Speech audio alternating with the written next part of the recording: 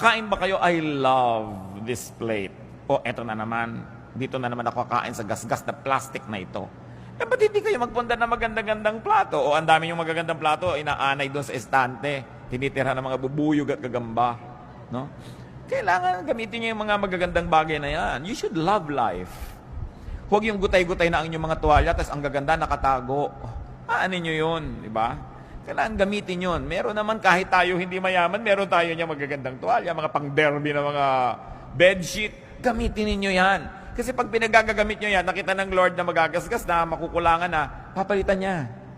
Kaya kung minsan hindi pinapalitan, hindi naman ginagamit nakareserba. May reserba ka pa, gamitin mo. Subukan mo ang Diyos. Kasi alam nyo kung bakit. Ang Diyos mahilig sa maganda. God is God of beauty. Titingnan mo ang nililikha niya, mga bato, ang mga dahon, ang mga halaman, pati mga hayop. Ang gaganda.